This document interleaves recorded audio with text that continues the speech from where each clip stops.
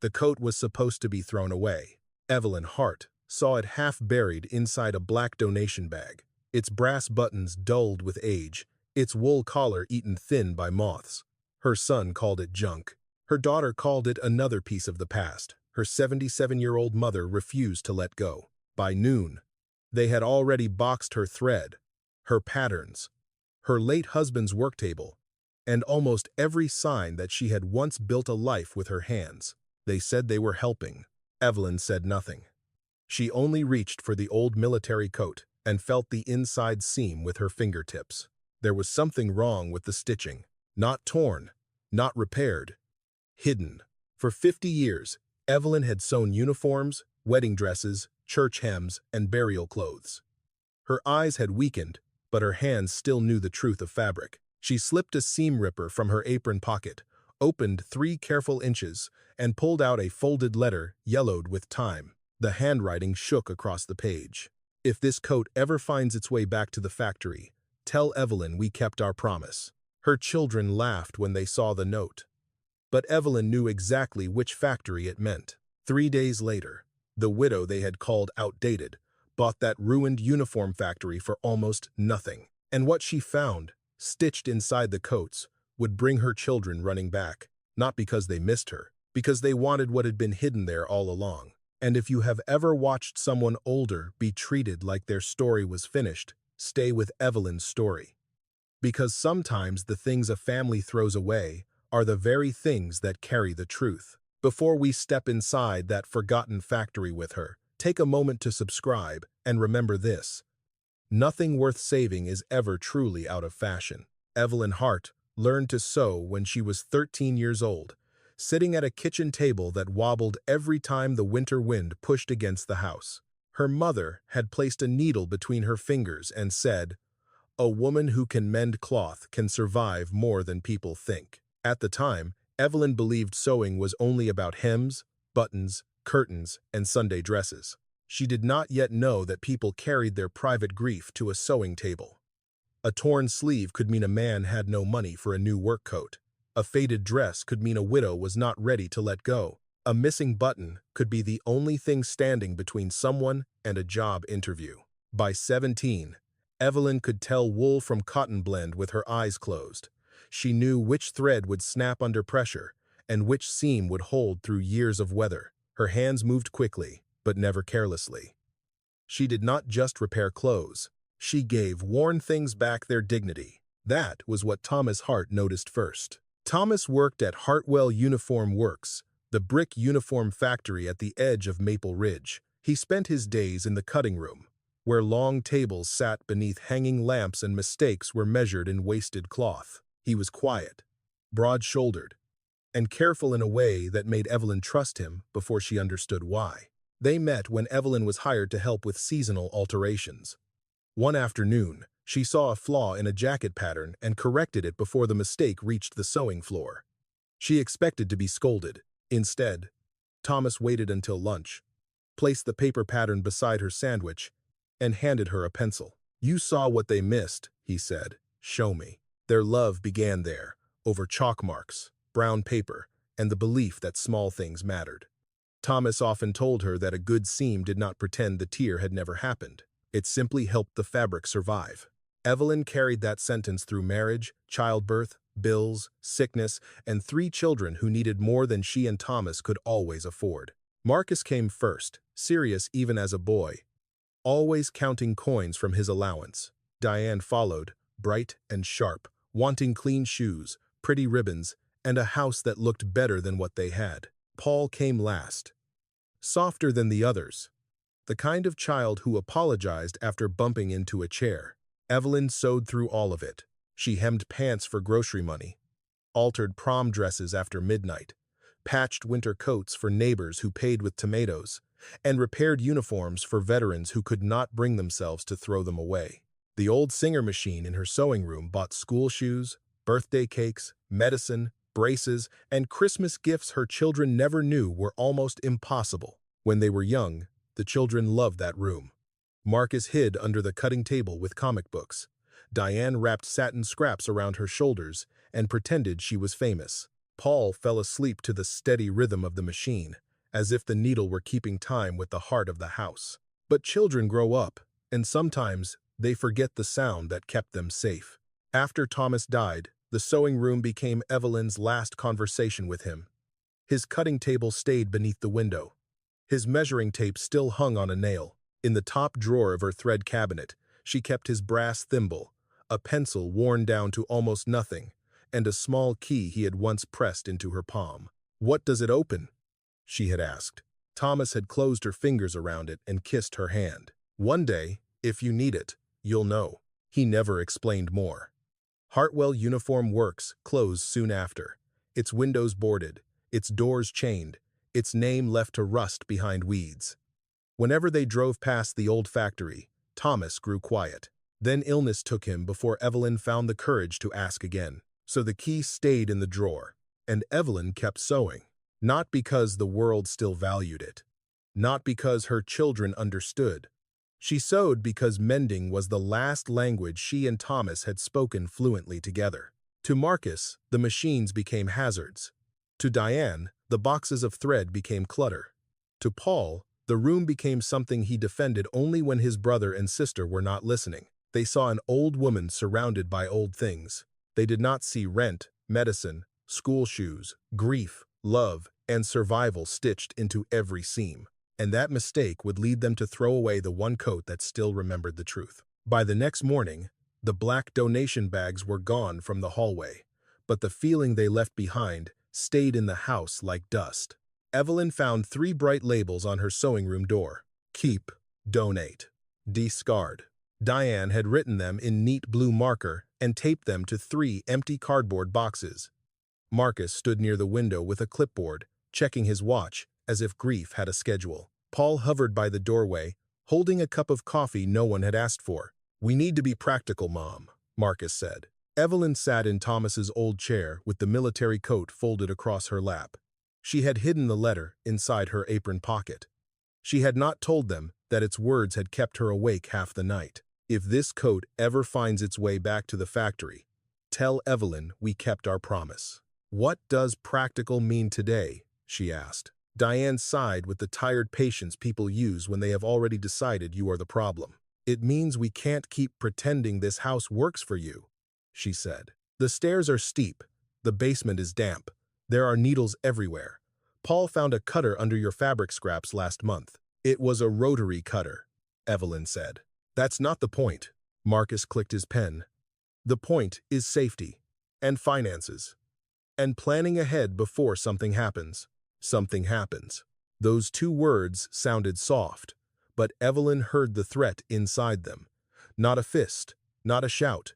Something cleaner than that. A doctor's note, a lawyer's office, a form signed by people who loved you loudly enough to stop listening. Paul stepped forward. "Maybe we should slow down." Marcus did not look at him. "We have slowed down for years." Diane knelt beside a box and lifted a bundle of old paper patterns. "Mom, these are from the 80s. Some cuts never go out of use. People don't dress like this anymore. People still tear sleeves." Diane's face tightened. "This is exactly what I mean. You keep talking like everything can be fixed with a needle." Evelyn looked at the Singer machine, Thomas's cutting table, the thread cabinet with its chipped porcelain knob, and the lamp he had repaired 3 times because she liked its warm light. "Not everything," she said, "but more than you think." Marcus placed a folder on the table. The sound was small, but it changed the air in the room. "We met with Mr. Klein yesterday," he said, "just to understand options." Evelyn did not touch the folder. "What options?" "Power of attorney. Basic estate planning. A possible listing of the house if you agree that a transition makes sense." Diane added quickly, "No one is forcing anything. We're trying to protect you." The sentence was polished. Evelyn could almost see where they had practiced it. She opened the folder. The top page had her full legal name printed in heavy black letters, Evelyn Margaret Hart. Under it were paragraphs that made her life sound like a problem to be managed. Authority over banking. Authority over property decisions. Authority over medical placement if necessary. Her hand stilled. "You discussed this with a lawyer before discussing it with me?" Marcus shifted his weight. We knew you'd be emotional. I am emotional, Evelyn said. I am not absent.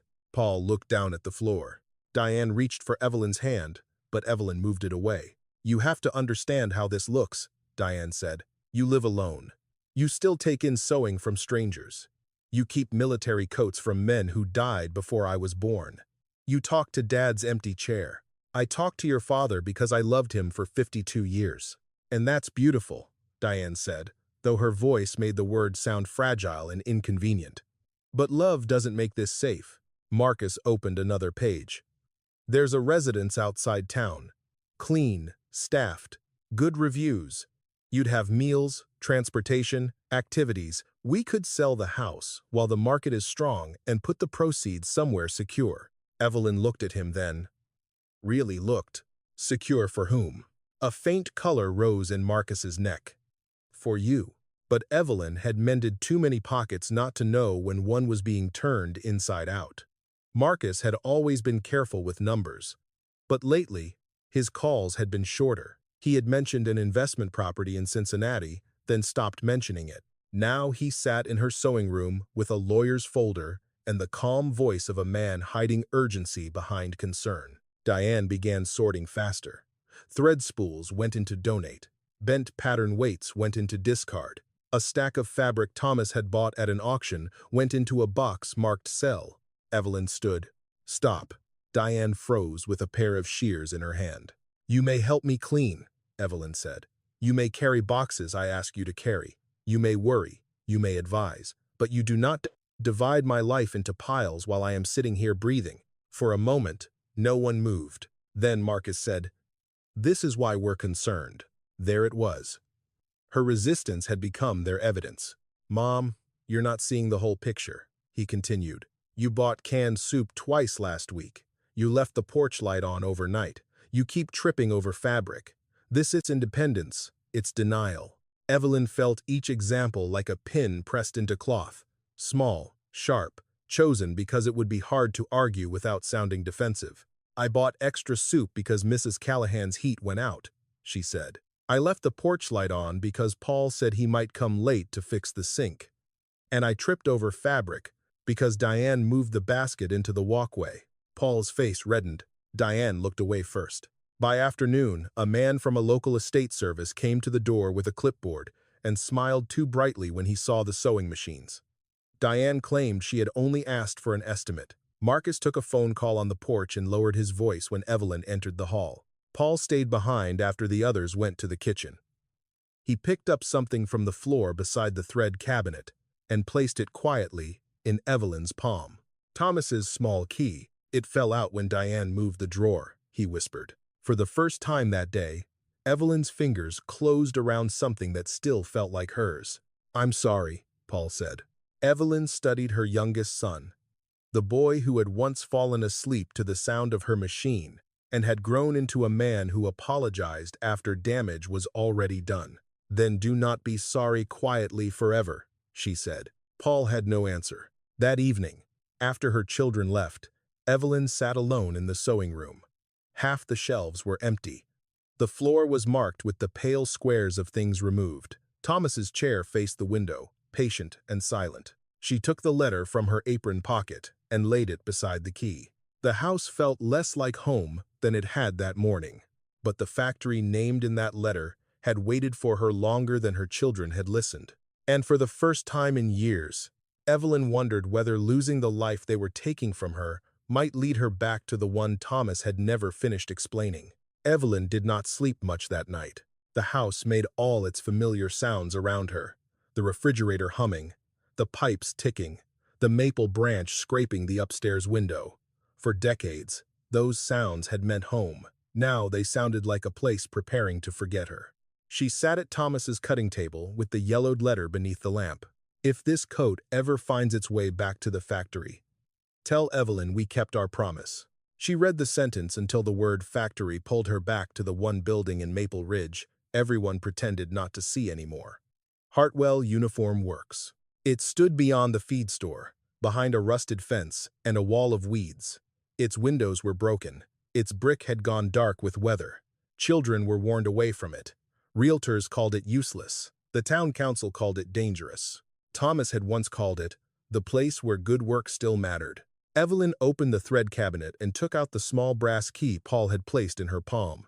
It was not a house key, not a suitcase key. Its teeth were uneven, darkened with age, and strangely familiar to her hand. One day, if you need it, you'll know. By morning, she had placed the letter, the key, and the old coat into a canvas sewing bag.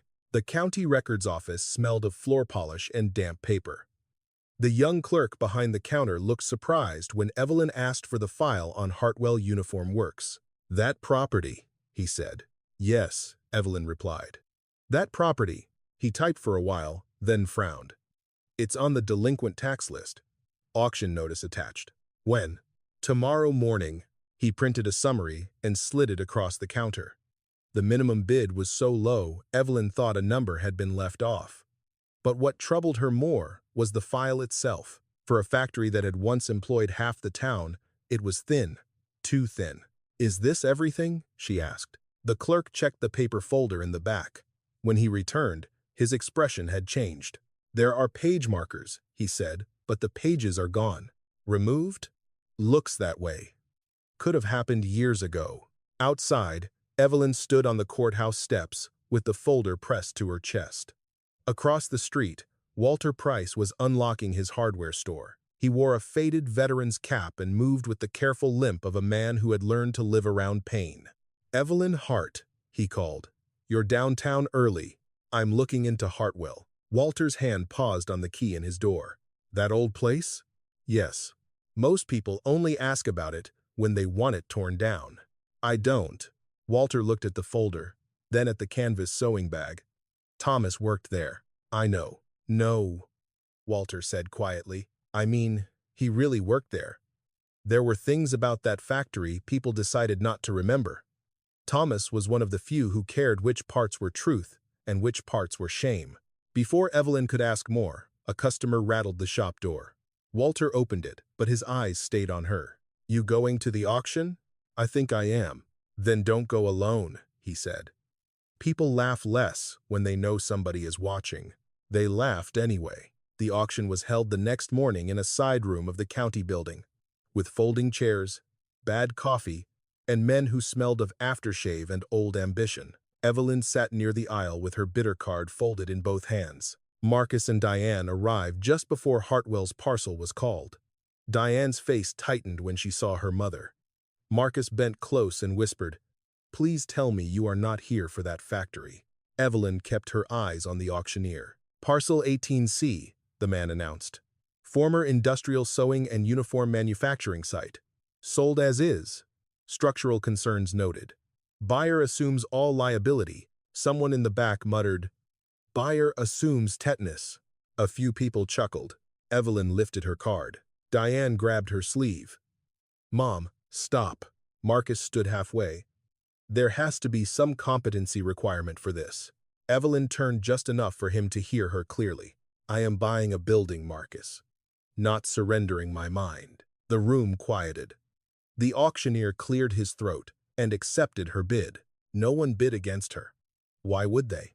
Hartwell was a ruin, with broken windows, unpaid taxes, rumors of asbestos, and no future anyone in town cared to imagine. To them, it was a burden. To Evelyn, it was the only place left that had been named in a letter meant for her. The gavel fell. Sold. Diane walked out first, one hand over her mouth, embarrassed more than wounded. Marcus stayed long enough to lower his voice. "You have no idea what you just did." Evelyn folded the receipt and slipped it beside Thomas's key. "No," she said, "but I believe Thomas did." Outside, Walter waited near the curb with 2 coffees and a paper bag from the bakery. He did not ask whether she had changed her mind. He only handed her 1 coffee. "You bought it?" "I bought it." "Then we'd better see whether that key of yours still knows where it belongs." They drove to the edge of town in Walter's old truck. The streets thinned, the sidewalks cracked. Then Hartwell Uniform Works rose behind its rusted fence like a tired animal that had refused to lie down. Vines crawled over the brick. One side of the roof sagged. The old sign had lost several letters, leaving only Hartwell Unif RMWRKS. Evelyn stood before it with the canvas bag at her side, aware that for years she had passed this place as a widow, a mother, an old woman in sensible shoes. Now she stood there as its owner. Walter cut the outer chain with bolt cutters. Behind it, the inner door still held an old brass lock. Evelyn took out Thomas's key. Her hand trembled once before she slid it in. For a second, nothing happened. Then the lock resisted, turned, and gave a deep, dry click. A breath of stale air moved through the crack. Dust, oil, old wool, rain-soaked brick, and beneath it all, something Evelyn had not felt in years, a door opening because it remembered her. The first thing Evelyn learned about owning a forgotten factory was that a key could open a door without making a place welcome. Hartwell Uniform Works did not greet her like a memory. It greeted her like a warning. The front door dragged across the floor when Walter pushed it wider. A gray sheet of dust lifted into the air. Somewhere high above them, a loose pane tapped in the wind. The lobby smelled of old wool, damp brick, machine oil, mouse droppings, and rain that had found too many ways inside. Walter clicked on his flashlight. The beam crossed a cracked reception desk, a row of metal time card slots, and a faded safety poster curling away from the wall. "Careful where you step," he said. Evelyn nodded, but she was already looking past him. The factory floor opened beyond the lobby, larger than she remembered. Rows of sewing stations sat under long dead fluorescent lights. Some machines were missing. Others remained bolted to tables, blackened with grease and age. Thread cones lay on their sides like toppled chess pieces. Scraps of olive fabric clung to corners, stiff with dust. Near the far wall, a line of windows had been boarded from the inside, leaving the room dim even at noon. To anyone else, it would have looked ruined. To Evelyn, it looked interrupted. She took one step, then another, her shoes crunching over glass. In her canvas bag, the old coat seemed heavier than before. She imagined Thomas crossing this same floor in work boots, a pencil behind his ear, a bundle of cut fabric under one arm. "You should not stay here tonight," Walter said. "I didn't say I would. You brought a kettle, a blanket, and a tin of tea." Evelyn looked at him. Walter sighed. "I was a scout once. I noticed supplies." She almost smiled. The truth was that she had not meant to stay, not at first. But after the auction, Marcus had followed her home and stood on the porch with a voice full of legal words. Diane had called twice, then texted that she was contacting the appropriate people. Evelyn had looked at her half-empty sewing room and understood that if she stayed in that house, her children would keep arriving with boxes, forms, and concern sharpened into a blade. So she had packed what she could carry: tea, crackers, a flashlight, a wool blanket, her sewing kit, Thomas's photograph, and the old coat with the letter hidden inside. Walter helped her check the main aisle. The roof leaked near the shipping bay, where rainwater had collected in shallow silver pools.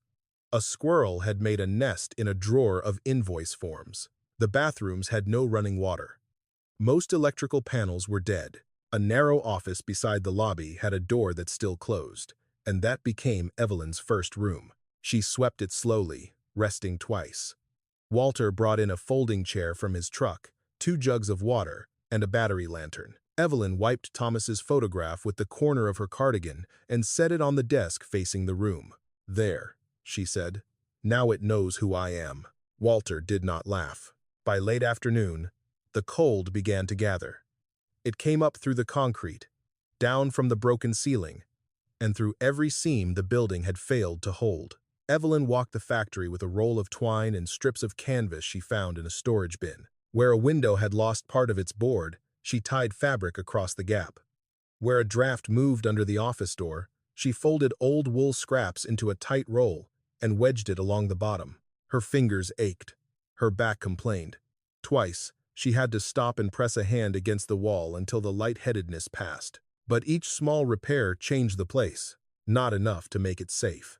Not enough to make it home. Enough to make it answer. At dusk, Walter tried once more. "Evelyn, let me take you to my sister's place for the night. She's got a guest room. And tomorrow, we come back."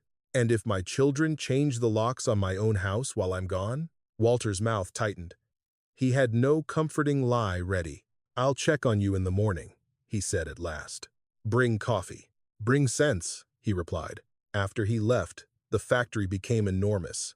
Every drip sounded like footsteps. Every scrape of branch against brick seemed to move closer.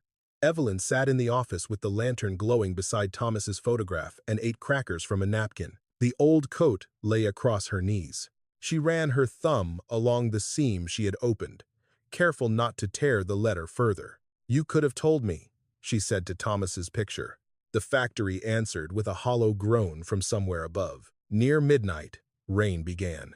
It tapped, then rushed, then found the weak places. Water fell through the roof in 3 steady streams. One hit the factory floor. One struck a metal table with a ringing sound. The third began dripping dangerously close to the office doorway. Evelyn rose, wrapped her blanket around her shoulders, and went searching for something to catch the leak. In a supply closet, she found a dented bucket, a broom without a handle, and a stack of old garment bags. Behind them was a narrow hallway she had missed earlier. At the end stood a door painted the same dull gray as the wall. Cutting room B. A padlock hung from the latch. Evelyn lifted the lantern. The lock was brass, dark with age, and shaped like the lock on the inner front door. Her heartbeat changed. She reached into her cardigan pocket and took out Thomas's key. The first try failed. The second scraped. On the third, the key slid deeper than before. Evelyn turned it with both hands. The padlock opened. For a moment, she only listened. The rain, the bucket, her own breathing. Then she pushed the door. The smell inside was different. Drier, older. Wool, chalk, cedar, and paper. Cutting room B had been sealed tight enough to resist the worst of the years. Long tables filled the center. Pattern hooks lined one wall. A chalkboard still held faint numbers written by a hand that had not expected to vanish. And along the back wall, beneath a heavy canvas cover, hung a row of unfinished military coats. Evelyn crossed the room slowly. There were dozens of them. Some were pinned at the sleeves.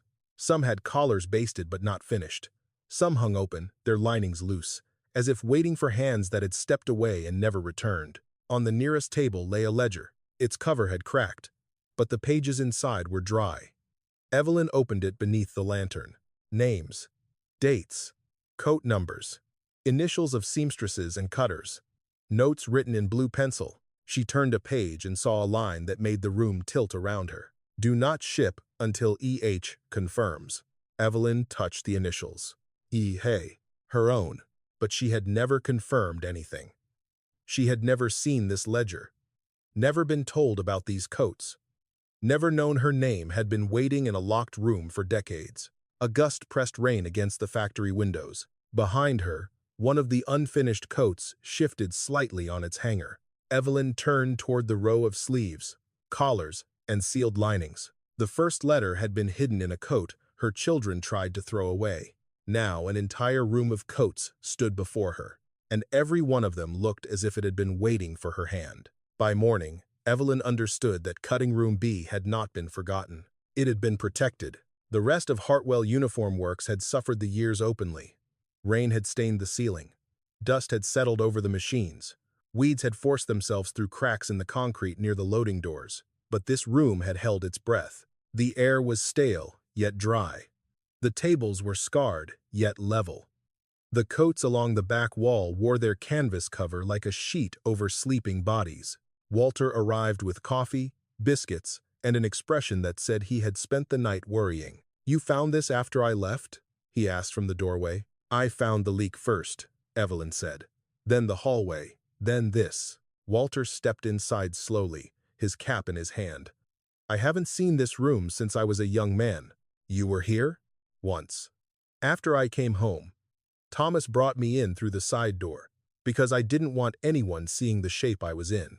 Evelyn looked at him. My uniform didn't fit right after the hospital, Walter said. Sleeve hung wrong. Shoulder sat crooked. I was angry about it, as if cloth had done something to me. Thomas said the coat wasn't insulting me. It was waiting to be told the truth. That sounds like him. He said you were the only one in town who could fix it properly. Evelyn swallowed. He never told me that. No, Walter said. There's a lot he didn't tell. That should have hurt more sharply than it did. Instead, Evelyn felt the old ache of a seam strained too long. Thomas had loved her. She knew that in her bones. But love did not make every silence harmless. She opened the ledger again. Under the line that bore her initials, there were columns marked coat number, recipient, cutter, finisher, and final lining. Several entries had blue dots beside them. Others had red thread pressed between the pages like bookmarks. Evelyn took the first coat from the rack. Her body remembered how to hold it. One hand beneath the shoulder, one at the hem, never pulling from the sleeve. The wool was dry but not brittle. The lining had been basted closed with thread that did not match the factory standard. Not careless. Intentional. Can you tell? Walter asked. I can tell someone wanted this opened by a person, not a machine. From her sewing kit, she took the seam ripper. She did not cut quickly. Fast hands were not always skilled hands. She opened the lining stitch by stitch, saving the thread when she could. Inside was a folded envelope wrapped in waxed cloth. The name on the front read Mrs. Anita Wilkes, Cedar Road, Maple Ridge. The date was 42 years old. The letter inside was written by a soldier named Raymond Wilkes. Mama, if this coat reaches you, it means somebody kinder than the army remembered I was your son before I was a number. Evelyn did not read the rest aloud. Her eyes moved over the words. A son apologizing for leaving angry, asking his mother to forgive his last prideful sentence, telling her where he had hidden the recipe card she thought she had lost, saying he had dreamed of her kitchen the night before he shipped out. Walter turned toward the wall. Ray Wilkes, he said. He never came home. Did his mother receive anything? A flag. A telegram. Maybe a box. His voice roughened. Not this. Evelyn placed the letter back on the waxed cloth with both hands. Suddenly the room was no longer full of old coats. It was full of interrupted goodbyes. She opened the second coat. This lining had been closed with a herringbone stitch so fine most eyes would have missed it. Evelyn recognized the style. Mabel Ross, one of Hartwell's fastest hand finishers, had stitched that way because arthritis had forced her to change the angle. The envelope inside held a photograph of a little girl on a porch and a note from a father who had written, "Tell my Ruthie I saw a yellow bird this morning and thought of her hair ribbon." The third coat carried no family letter. It held pay stubs, a list of hours, and a complaint from a factory worker whose wages had been shortened after her husband died. The bottom of the page bore a name Evelyn remembered from church. A woman everyone had called difficult because she never smiled enough. With each coat, Evelyn saw more. The hiding places were not random. The stitch type matched names in the ledger. Blue dots meant personal letters. Red thread meant wages or legal papers. A tiny cross stitch near the left-facing marked documents that needed a witness. The factory had created its own language, a code made of thread, pressure, spacing, and patience. And Evelyn could read it. Walter sat down heavily on a stool. How many? Evelyn looked at the rack. Enough that someone was afraid to send them. Afraid of who? She turned another page in the ledger. Near the back, a loose slip of paper fell out and fluttered to the floor. Walter bent slowly and picked it up. At the top were 4 words in Thomas's handwriting. Hart Promise Fund Records. Below that was a short list of initials, dates, and dollar amounts. Evelyn saw T, H, beside several entries. Then, lower down, E, H, her own initials again. That can't be right, she whispered. Walter read over her shoulder. You didn't know about this? No. Maybe Thomas meant to tell you. Thomas meant many things. The bitterness surprised her. Small, but real. She folded it away for later, the way she folded delicate fabric before it could crease wrong. They worked through the morning. Evelyn did not open every coat. She knew better than to disturb evidence without order. Instead, she numbered the hangers with scraps of paper, matched them to the ledger, and made 3 piles on the cutting table. Letters for families, documents about wages, and items connected to the mysterious fund. Walter returned from his truck with an old camera, and began photographing each coat before Evelyn touched it. "You always carry a camera?" she asked. "I carry things people laugh at until they need them." Evelyn gave him a tired smile. While he photographed, she examined a coat with dark blue thread on the inner hem. The thread did not belong to any standard uniform color from that period. It was the same shade as the ink smudges Thomas used to carry on his hands. Her fingers found a tiny knot beneath the lining. 3 loops? A pause. 2 loops. Not decoration.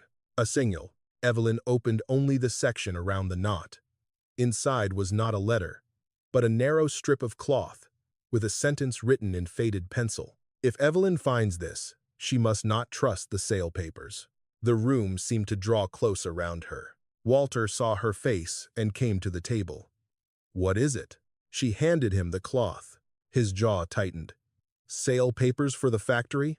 I don't know." But she thought of the missing pages at the county office, the thin file, the empty fasteners, the way the town had let Hartwell rot while pretending nothing in it mattered. She turned the strip over. On the back was a number, Archive Wall Panel 6. Evelyn looked toward the walls of cutting room B. Pattern hooks, chalkboard, cabinets. Nothing obvious. Her children had thought she was clinging to scraps. The town had thought the factory was dead, but someone had hidden letters, records, wages, and warnings inside the very seams of the past. And somehow, Thomas had left Evelyn the one skill that could open them without destroying what they proved. By the 3rd day, Evelyn stopped thinking of Hartwell Uniform Works as the factory. It was not home. Not yet. Home had Thomas's chair by the window, the kettle that sang every morning, and floorboards that knew her steps. Hartwell had cold concrete, dead pipes, boarded windows, and a roof that argued with every change in weather. But it was a place where no one taped labels to her life, a place where her hands still mattered, a place where the past had not been discarded, only sealed shut. Walter arrived that morning with coffee, biscuits, and a list written on the back of a receipt. "Locks," he said, "a safer heater, weather stripping, and a cot that doesn't look like it came from a punishment camp. I have survived worse than drafts. Drafts don't care what you survived." Evelyn wanted to argue, but her fingers were stiff from the cold. By noon, Walter had talked her into going to Price Hardware for supplies. The store smelled of sawdust, paint, metal, and coffee burned too long. Near the counter, a young woman in a faded green coat held a job application with both hands. "I can stock shelves," she told Walter's nephew. "Clean. Unload boxes. Anything." The nephew shifted awkwardly.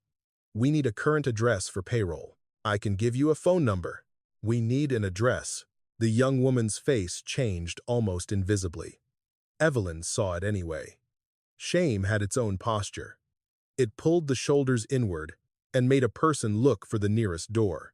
Walter stepped forward. "Lena." The young woman turned. She was maybe 23, with dark hair pinned badly at the back of her neck and tired eyes that tried not to ask for pity. One button was missing from her coat. The hem had been repaired by hand with thread close to the right shade, but not close enough to fool Evelyn. "This is Mrs. Hart," Walter said.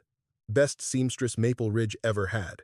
Lena looked at the tin thread box peeking from Evelyn's canvas bag. "My grandmother had one like that." "A royal biscuit tin?" Lena nodded. She kept embroidery floss in hers. "She taught me lazy daisy, satin stitch, chain stitch. She said if I could make flowers with thread, I'd never be completely without a garden." For the first time that morning, Evelyn forgot how cold her hands were. "That sounds like a wise woman." She was. Lena folded the application. "She died last year." The store went quiet in the way rooms do when grief enters without knocking. Evelyn looked again at the missing button. "Do you repair your own clothes? When I have thread, do you have somewhere to sleep?" Lena lifted her chin. "I'm managing." "That was not what I asked." Walter turned toward a shelf of hinges, giving the girl the mercy of not staring. Lena's fingers tightened around the paper. "My aunt said 2 weeks. That was 3 months ago. I've been in my car since Sunday." Evelyn thought of Marcus calling control safety, Diane dividing her life into boxes. Paul apologizing too softly. Then she looked at this girl whose family had also found a polite way to make her unwanted. "I have an office," Evelyn said. Walter turned. "Evelyn, in an old factory," she continued. "It is cold, dusty, and inconvenient. The roof leaks. There is no running water yet. But the door locks, or it will tonight." Lena stared. "You're offering me a room, a floor, a blanket, tea, and work, if your hands are as careful as that hem says they are. I don't want charity." "Good. I don't have much to spare." Evelyn adjusted the canvas bag on her arm. "I need help cleaning, sorting, labeling, and not falling off ladders. I can pay a little, less than you deserve, but I can teach what I know." Lena looked at the thread tin again. "I can work," she said. Evelyn believed her. Not because Lena sounded confident, but because she sounded tired of being measured by what she lacked. Evelyn knew that kind of tired. It did not make a person weak. Sometimes it made the hands steadier. That evening, Hartwell changed. Not enough for anyone driving past to notice.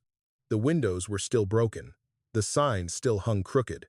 But inside, the building gained a second set of footsteps. Walter installed a new office lock while muttering about liability. Lena swept the front room twice, because the first pass only moved dust from one corner to another. Evelyn found a spare wool blanket in a cabinet and shook it out until her shoulders ached. Together, they dragged an old drafting table against the wall to make space for the cot Walter promised to bring. Lena did not ask too many questions. Evelyn liked that. The girl looked, listened, and waited to be invited closer. When she saw cutting room B, she stopped at the threshold. "Are these uniforms?" "Unfinished coats," Evelyn said. "Why are they still here?" "That is what we are trying to learn." Lena stepped closer, but did not touch anything. "My grandmother used to say, old fabric keeps secrets better than people." Evelyn felt the sentence settle into the room like a small lamp being lit. "Then your grandmother would have understood this place." Under the battery lanterns, Evelyn showed Lena how to number hangers, how to photograph a seam before opening it, how to slide tissue beneath fragile paper, and how to write notes without pressing too hard. Lena absorbed every instruction with solemn attention. At one point, Evelyn watched her thread a needle. "You do it left-handed," my grandmother said. "That made me difficult." Did she say it like an insult? Lena almost smiled. Like a weather report. Evelyn laughed before she could stop herself. The sound surprised her. It moved through the room, small but alive. Later, while sorting a cabinet beneath the chalkboard, Lena found a stack of gray work aprons. Most were stiff with age, but one had a pocket sewn too thick. "Mrs. Hart," Evelyn looked up from the ledger. "This apron has a lining. Aprons don't usually have linings. This one does." Evelyn crossed the room. Lena pointed to the pocket's inner corner, where 3 tiny green stitches formed a shape like a leaf. "My grandmother marked hidden repairs that way," Lena said. "Something small so she could find them again." Evelyn handed her the seam ripper. Lena blinked. "Me?" Carefully, the girl's hand trembled once, then steadied. She opened the pocket seam with patience, not force. Inside was a folded piece of thin cotton. They spread it on the cutting table. It was not a letter. It was a map. The factory floor had been drawn in faded pencil. Shipping, pressing, main floor, cutting B. Near the rear wall, one section had been circled. Archive wall panel 6. Evelyn took out the narrow cloth strip Thomas had hidden in the coat. The words matched exactly. Walter came to the doorway, screwdriver still in hand. "What did you find?" Evelyn looked from the map to Lena, then to the walls around them. For 3 days, Hartwell had been shelter. Now it was something more. A puzzle that had waited for Evelyn's hands, and perhaps for one more pair of hands the world had nearly thrown away. By the end of that week, the front room of Hartwell Uniform Works no longer looked entirely abandoned. It still looked poor. Evelyn would not have lied about that. The walls needed paint. The ceiling held more stains than she cared to count. A line of buckets remained beneath the worst leaks, and the old radiator near the lobby gave nothing but a metallic groan when Walter tried to wake it. But the floor had been swept. The broken glass was gone. A card table stood near the window with 3 chairs around it. On the wall, Lena had pinned a sheet of brown paper with careful columns. Coat number, name, item found, returned, pending. Evelyn looked at the last word longer than the others. Pending was a hard word. It meant waiting, but not giving up. Mrs. Callahan was the first person they found. Walter recognized the name Anita Wilkes from the first letter, but when he asked at the post office, he learned she had died years ago. Her niece, Mrs. Callahan, still lived 2 streets behind the Methodist church. Evelyn did not want to mail the letter. A letter hidden for 42 years deserved hands, a voice, and a witness. So, on a gray afternoon, Evelyn, Walter, and Lena drove to a small white house with a plastic birdbath in the yard. Mrs. Callahan opened the door wearing a blue cardigan with a mended cuff. She looked at Evelyn's canvas bag, then at Walter's cap, and her face closed with the practiced caution of someone too old for surprises. "If this is about donations," she said, "I already gave at church." "It is about your aunt," Evelyn said. "And Raymond Wilkes." The woman's fingers tightened around the door. Inside, the house smelled of lemon polish and soup. Evelyn placed the waxed cloth bundle on the kitchen table and explained only what she knew. An unfinished coat, a sealed lining, a letter addressed to Anita Wilkes. She did not make it dramatic. Truth had enough weight without decoration. Mrs. Callahan sat before opening it. When she saw Raymond's handwriting, she covered her mouth. "My aunt waited for him until the day she died," she whispered. "She kept saying he would have written if he could." "He did," Evelyn said softly. Mrs. Callahan read the letter in silence. Her lips moved once at the mention of the recipe card. Then she pushed back from the table, walked to a cupboard, and took down an old metal recipe box. Behind the dividers, wrapped in wax paper, was a card stained with vanilla and thyme. "My aunt," said Raymond, "hid it from her as a joke," she said. "She never found it." No one spoke after that. They did not need to. When they left, Mrs. Callahan held the letter against her chest, as if it were not paper, but a hand reaching back. The story might have ended there if grief had stayed private. But grief rarely does in a small town. 2 days later, a woman Evelyn did not know came to Hartwell, carrying a photograph of a soldier in uniform. Then an old man arrived, with a name written on the back of an envelope. By Friday, 3 families had called Walter's store, asking whether Hartwell had records of their fathers, brothers, or husbands. Evelyn made rules immediately. No one touches a coat without documentation. No one opens a seam without photographs. No promises until we have proof. Lena wrote the rules in neat black letters and taped them beside the brown paper chart. Walter said, "You sound like a courthouse. I sound like a woman who knows thread can be evidence." That sentence was what made Nora Fields look up from her notebook the following Monday. Nora was a reporter for the Maple Ridge Gazette. Though the Gazette had become mostly a website and a half-empty office above the pharmacy. She was young enough for Diane to call her "that girl with the blog," but old enough to know when a town was hiding a better story than its officials wanted printed. "I heard you returned a war letter," Nora said. "We returned a family letter," Evelyn replied. The war had already taken enough credit. Nora smiled slightly. "May I see the room? You may see what has already been cataloged." Marcus would have called that stubborn. Diane would have called it suspicious. Nora wrote it down as careful. Evelyn showed her the front room first, then the sorting table, then cutting room B. Lena demonstrated how they photographed the seams before opening them. Walter explained that several names matched local service records. Mrs. Callahan, who had insisted on coming, read one paragraph from Raymond's letter and then stopped because her voice failed. Nora did not push her. That was when Evelyn began to trust her. The article appeared the next morning, with a photograph of Evelyn's hands resting beside the unopened coats. Local seamstress returns letter hidden for decades inside uniform factory. Evelyn hated the photograph.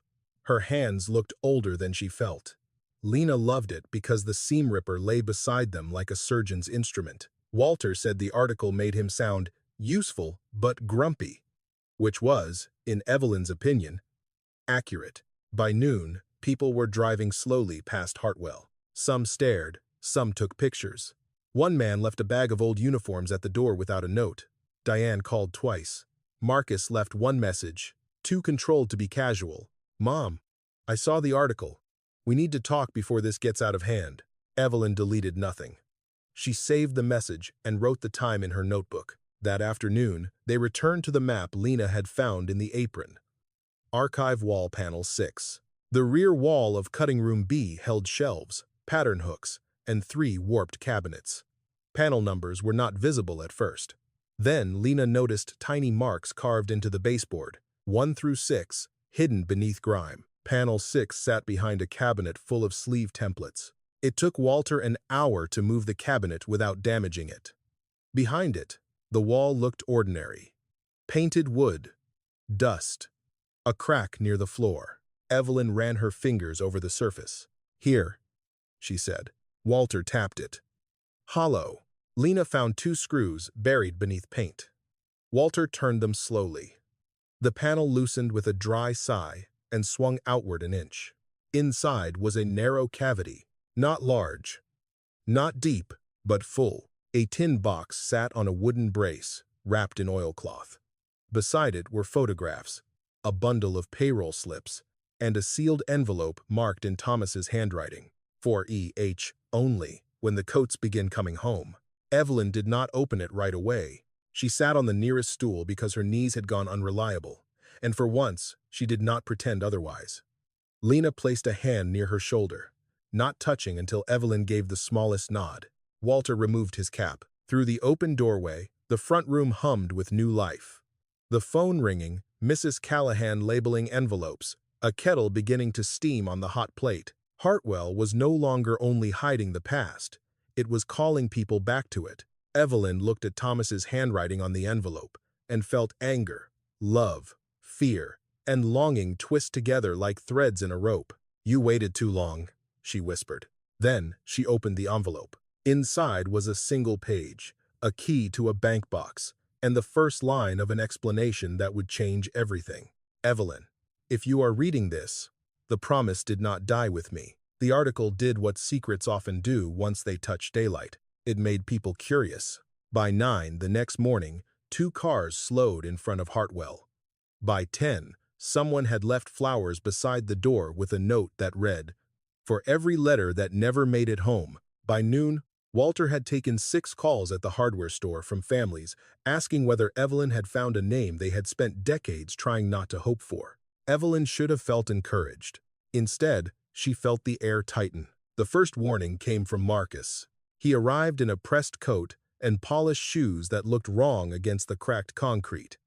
Diane followed him, carrying her purse like a shield. Paul came last, quiet, his eyes moving from the cleaned front room to Lena's folded cot behind the office door. Marcus looked at the brown paper chart, the photographs, the numbered hangers, the kettle, the folding chairs.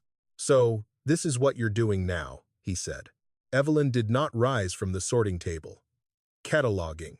You're living in an unsafe industrial building with a homeless girl and a man who should know better." Lena's face closed. Walter took 1 step forward, but Evelyn lifted her hand. "Lena works here," she said. "Walter helps here. Neither of them speaks for me." Diane's voice came softer, which made it sharper. "Mom, people are talking. You're in the paper. You're surrounded by old uniforms and war letters. Don't you see how this looks? It looks like work. It looks like obsession." Marcus moved toward the table, where the tin box from archive wall rested beside Thomas's envelope and the bank key. Evelyn slid her hand over the box before he reached it. "What is that?" he asked. "Not yours. I'm your son. That is not a receipt." His jaw tightened. "If there are legal documents connected to this property, we need to review them." "We?" "The family." Evelyn looked at Diane. "When you wanted the house sold, it was my decision to accept your plan. Now that this place may have value, it belongs to the family." Diane flushed. "That's unfair." "No," Evelyn said. "It is accurate." Before Marcus could answer, a black town car pulled up outside. Mayor Collins stepped in with an inspector in a gray jacket and a tall man Evelyn did not know. The mayor wore his public smile, the one that showed teeth without warmth. "Mrs. Hart," he said, "I wish you had contacted my office before bringing public attention to this site. I bought it at a public auction." "Yes, but ownership does not erase safety concerns. The inspector was already looking up at the ceiling, writing on a clipboard. The tall man extended his hand. "Grant Ashford," he said. "Ashford Development." Evelyn did not take his hand. "I did not invite a developer." Grant smiled, as if refusal were part of a negotiation. "I'm only here because the mayor asked me to advise on remediation options. This building has sat empty a long time. So have many promises," Evelyn said. His smile thinned. The inspector moved through the front room, noting the extension cords, the buckets, the cracked plaster, the missing exit sign. Evelyn knew some of it was true. The place was not ready, but truth in the wrong hands could become a weapon. Diane touched her arm. "Mom, listen to them. This is exactly what we were afraid of." "No," Evelyn said. "You were afraid I would make a decision without you." The inspector returned. "There are serious violations. Electrical uncertainty, water intrusion, possible mold, blocked rear exit, no certificate of occupancy for residential use." "I am not claiming it as a residence," Evelyn said. The inspector glanced toward the office, where the folded blanket and cot were visible. "That may be difficult to argue." Grant stepped in smoothly. "Mrs. Hart, my firm is prepared to make a generous offer. More than the property is worth in its current condition. You could move somewhere comfortable, and these historical materials could be preserved properly." "Preserved by whom?" "Professionals." "Sold to whom?" He paused. "That would depend on assessment." Nora Fields arrived then, breathless, camera hanging from her neck. "Mayor Collins, is this an official inspection?" The mayor's smile faltered. "Miss Fields, this is a safety matter. Was it scheduled before or after yesterday's article?" No one answered quickly enough. Marcus reached for the tin box again. "Mom, at least let me hold the documents until this is sorted." Lena stepped between him and the table. "Don't touch that." Marcus stared at her, as if furniture had spoken. "This is a family matter." Lena's voice shook, but she did not move. "Then act like family." The words landed harder than any shout. Paul, silent near the door, until then, said, "Marcus, leave it." Marcus turned on him. "You don't understand what's at stake." "I'm starting to." The inspector tore a red notice from his clipboard and pressed it to the inside of the front door. "Temporary restriction of use." Evelyn read the words twice. "You have 30 days to correct the immediate hazards," he said. "Until then, no public access, no events, no overnight occupancy. Failure to comply may result in closure proceedings." Diane exhaled, like this proved her love. Grant placed a business card on the table. "My offer remains open." Evelyn looked at the card, then at the notice on the door, then at the coats hanging in cutting room B. Each one held a voice someone had once tried to silence. Now the same thing was happening again, only with cleaner shoes and official paper. Mayor Collins lowered his voice. "Mrs. Hart, be reasonable. Sometimes letting go is the dignified choice." Evelyn folded Grant's card once, then again, until it cracked. "No," she said. "Sometimes dignity is refusing to hand a locked room to the people who lost the key." After they left, the factory seemed colder. Nora photographed the red notice. Walter checked the rear exit without being asked. Lena sat on the edge of the cot, staring at her hands. Paul lingered by the door after Marcus and Diane walked to their cars. "There's something else," he said. Evelyn waited. "Marcus talked to Ashford before the article. I heard him last week. He said if the property became available, the family could help smooth the situation. I didn't know what he meant." Evelyn closed her eyes briefly, then opened them. "You know now." Paul nodded, ashamed. "I should have told you sooner." "Yes," Evelyn said. "You should have." She did not soften the truth for him. When Paul left, Evelyn returned to the sorting table. Thomas's envelope lay where she had placed it. The bank key glinted beside it. 30 days, no public access, no overnight occupancy, a developer waiting, a sun circling, a town suddenly interested in safety after decades of neglect. She opened Thomas's page again. "The promise did not die with me." Below that first line was a name she had not noticed before. Eleanor Klein, attorney of record. Evelyn looked toward Walter. "Find me Mrs. Klein," she said. Walter picked up his cap. And if she's gone, then find who kept her files. Outside, the red notice lifted and settled against the glass with each breath of wind, like the factory itself was trying not to be sealed shut again. The hearing was scheduled for Thursday at 10 in the morning, which gave Evelyn 6 days to prove Hartwell Uniform Works was not a hazard to be cleared, a property to be flipped, or an old woman's mistake. 6 days was not much. But Evelyn had built a life from not much. Walter found the Klein files in the back room of a law office, now run by Eleanor Klein's grandson. Benjamin Klein had not known what was inside the sealed storage box until he saw Thomas's name on the index card. By the second page, his face had changed. "This is a charitable trust," he said. Evelyn sat across from him with Thomas's bank key in her palm. Then why was it hidden? Benjamin turned another page. The factory owners wanted the land sold. A group of workers tried to preserve part of it for veterans' families, widows, and displaced workers. Thomas Hart was one of the custodians. One of, the last named successor is you. The words did not feel like victory. They felt like weight. The bank box held the missing sale pages, the original trust agreement, worker statements, and a list of families owed letters, wages, or assistance. It also held a note from Thomas. "Evelyn, I thought I had more time to explain. If I failed you by waiting, let the work itself tell you the truth."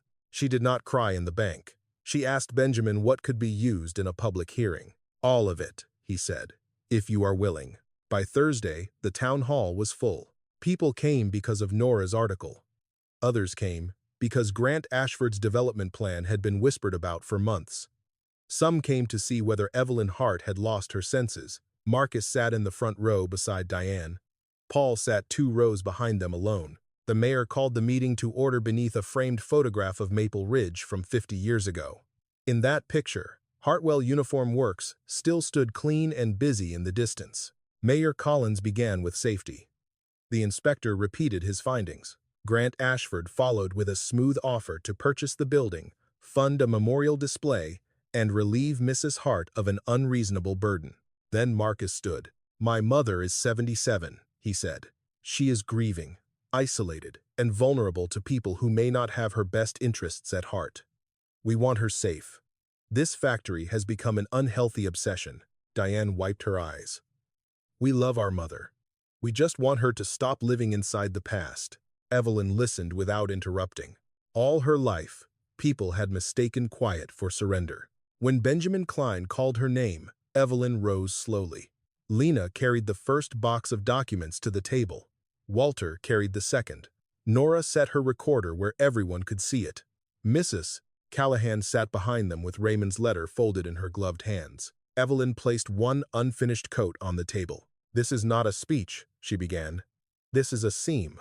A murmur moved through the room. She turned the coat enough for the lining to show. Before a letter was found inside this coat, it was photographed. The hanger number matched the ledger. The ledger matched the stitch mark. The stitch mark matched the worker initials. The paper inside matched the name of a family in this town. She looked at the inspector. "That is a chain of custody, whether it is made of metal links or thread." Benjamin passed copies to the council. Evelyn opened another folder. "This is Raymond Wilkes's letter to his mother. This is a wage claim from a Hartwell seamstress who was underpaid after her husband died. This is a list of workers who signed statements saying the final batch of coats contained personal effects, wages, and legal records that were not to be destroyed." Grant shifted in his chair. Evelyn lifted the trust agreement. "This is the Hart Promise Fund. It was created by workers, cutters, finishers, veterans, and families connected to this factory. Its purpose was not profit. Its purpose was to return what had been withheld and maintain part of the building as a workroom for those who had nowhere else to go." Mayor Collins cleared his throat. "Mrs. Hart, no one disputes sentimental value." "This is not sentimental," Benjamin said. "It is legal." The room sharpened. "The trust names Thomas Hart as textile custodian," Benjamin continued. "Then Evelyn Hart as successor custodian, if the records remained unreconciled. The missing pages from the county file are original transfer objections. Their absence raises serious questions about any attempt to sell this property without review." Nora's pen moved quickly. Grant's voice cooled. Old papers do not correct modern safety violations. No, Evelyn said. But they explain why some people are in such a hurry to call safety a reason for silence. The mayor's face hardened. Be careful, Mrs. Hart. I am careful. That is why the letters survived being opened. She pointed to the inner seam. Her finger trembled, but her voice did not. My children called this skill outdated. They called my machines clutter. But every code in that room was closed in a different hand. Mabel Ross used a fine herringbone stitch when her arthritis worsened. Clara Bell used green thread for hidden repairs. Thomas used blue pencil because ink smeared on wool. I know this because I worked beside them, because I listened, because people who mend things remember what others throw away. Mrs. Callahan stood without being called. My aunt died believing her son never wrote, she said. Mrs. Hart gave our family the truth. Late, yes, but not too late to know he loved her. Then Lena stood. Evelyn turned, surprised.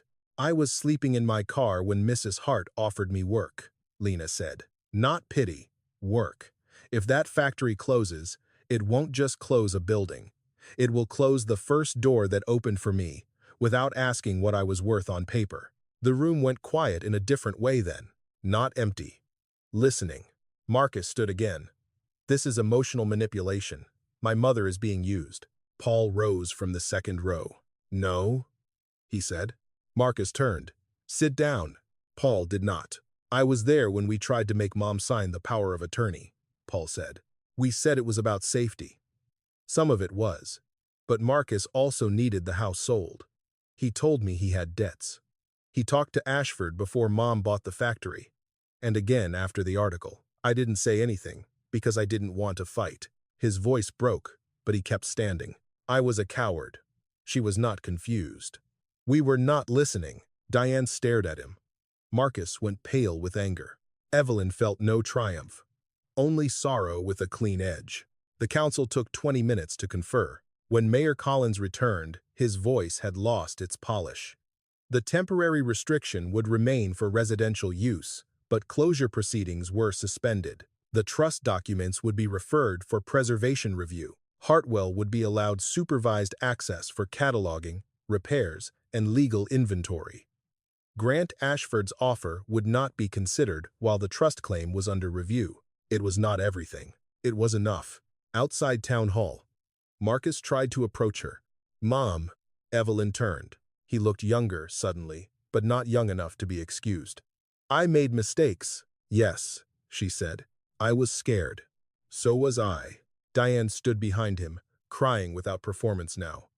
Paul stayed near the steps, giving Evelyn space he should have given her sooner. Marcus swallowed. Can we talk? Someday, Evelyn said, when you are ready to speak to me, not over me. Then she walked down the steps with Lena on one side and Walter on the other. At the curb, Nora asked what she would do first. Evelyn looked toward the road that led back to Hartwell, to the coats, the letters, the red notice, the leaks, the unfinished work. Repair the rear exit, she said. Walter laughed under his breath. The factory was not saved yet, but for the first time, it had been heard. The first repair Evelyn approved was not the roof, it was the rear exit. Walter said that made sense. The inspector had listed it in red ink. Benjamin Klein said it was legally wise.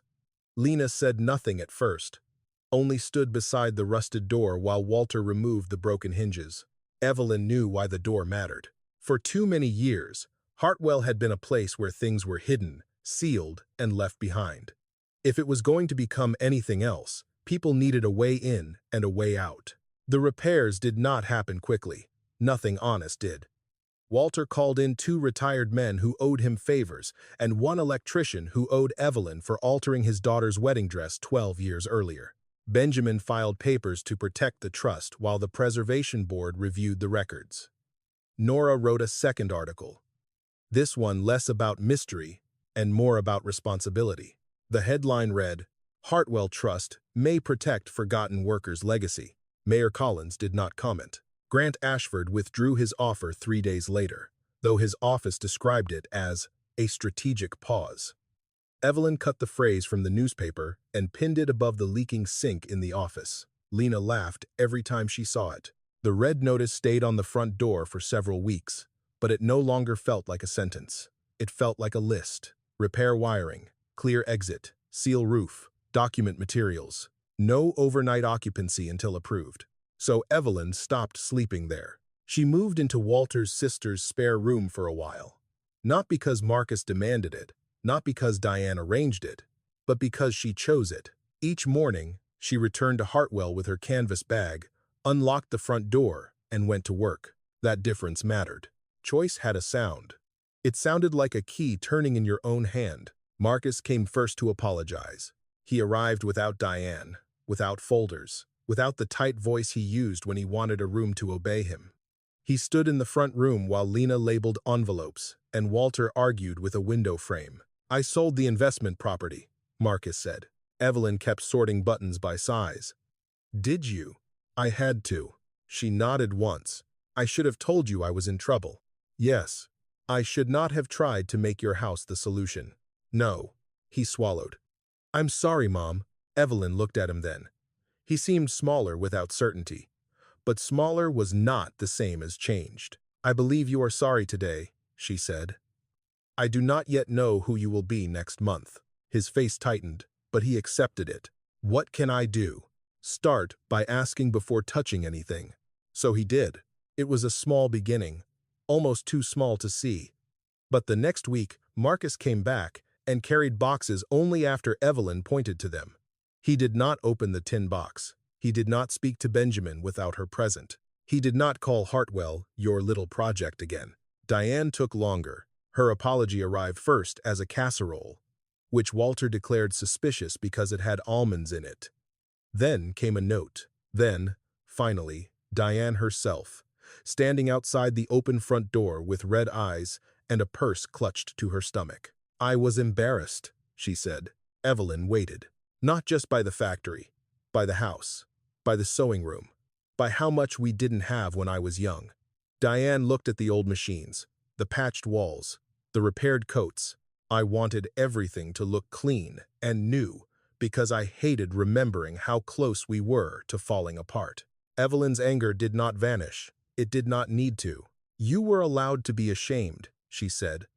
"You were not allowed to erase me to feel better." Diane cried then, quietly, without asking forgiveness as a reward. That helped. Paul did not give a speech. He came on Saturdays with a toolbox. He fixed shelves, sanded a table, drove Lena to pick up donated fabric, and learned to sit in silence without making it someone else's job to comfort him. One afternoon, Evelyn found him oiling the old Singer machine. "You don't have to do that," she said. "I know." This time, he kept working. Winter softened into spring. The Preservation Board granted Hartwell Provisional Heritage status. The trust was recognized as active, with Evelyn as custodian and Benjamin as legal advisor. The building could not be sold for private development while its mission continued. The town approved, supervised public access after Walter's crew repaired the exit, wiring, and roof over the front workroom. Evelyn chose the name herself. The Hart Stitch House. Not Hartwell, not the factory, not the old uniform place. A stitch was small, but it held separate pieces together. A stitch did not deny the tier, it crossed it. On opening day, no ribbon was cut. Evelyn disliked ceremonies that made people clap before work had begun. Instead, she unlocked the door at 9 in the morning and turned the sign herself. Open. Inside, the front room held 3 sewing machines, one long cutting table, shelves of donated cloth, and a wall of framed copies of returned letters. The originals were kept safely in archival folders. Families came by appointment. Veterans brought uniforms that needed mending. Widows brought coats they had never been able to throw away. Teenagers came because Lena had posted flyers offering free sewing lessons for anyone who had ever been told practical skills were useless. Mrs. Callahan came every Thursday and made tea. Walter installed a bell above the door and pretended he had not done it because he liked the sound. Lena became the first official apprentice of the Hart Stitch House. She no longer slept in her car. She rented a small room above the bakery and kept a royal biscuit tin on her work table. filled with embroidery floss arranged by color. One afternoon, Evelyn watched Lena teach a boy how to thread a needle. The boy frowned, as if the task had insulted him. "Slow down," Lena said. "Thread listens better when you stop fighting it." Evelyn smiled. Thomas would have liked that. Near the end of summer, Marcus and Diane visited together. They stood beneath the wall where Evelyn had hung a piece of linen she had embroidered herself. Nothing worth saving is ever truly out of fashion. Diane touched the edge of the frame. Marcus looked at the floor. "Can we come to dinner Sunday?" he asked. Evelyn considered the question. "Dinner," she said. "Not decisions." Marcus nodded. Diane did too. It was not forgiveness, not fully. It was a door opened a few inches, with Evelyn's hand still firmly on the knob. That evening, after everyone left, Evelyn sat at the old Singer machine near the cleaned front window.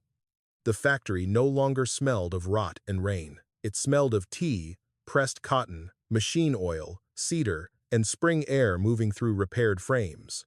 Lena was sweeping when the bell over the door rang. An elderly woman stood outside, holding a torn navy coat against her chest. "I heard," the woman said, "that you help old things last a little longer." Evelyn rose slowly, her knees complaining but her hands steady. "We try," she said. Then she opened the door wider.